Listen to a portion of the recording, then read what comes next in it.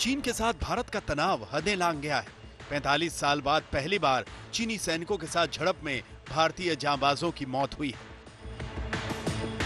लद्दाख के गलवन में भारत और चीन के सैनिक आमने सामने आए।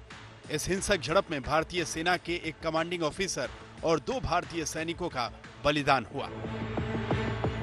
भारतीय सेना ने अपने बयान में भारतीय सेना को हुए नुकसान की पुष्टि की है। भारतीय सेना ने कहा है कि चीनी सैनिकों की जान गई है, लेकिन ब्यौरा अभी नहीं मिला है।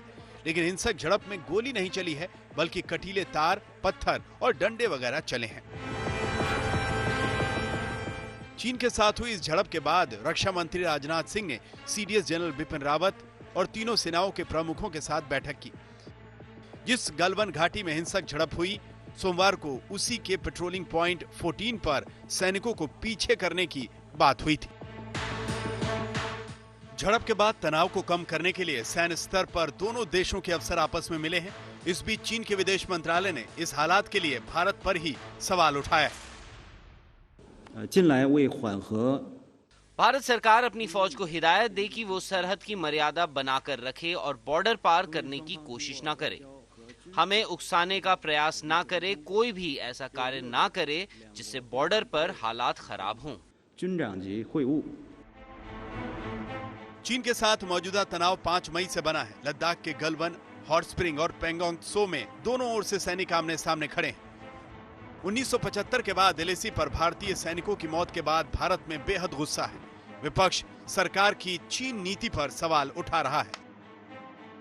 आज बड़ा चिंता की बात है, लद्दाख में हमारी फौज पर हमला बोला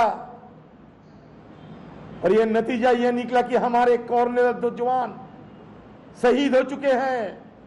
हम प्रधानमंत्री जी से ये गुजारिश करूंगा, ये मांग करूंगा, ये गुहार लगाऊंगा कि ये बदला चाहिए।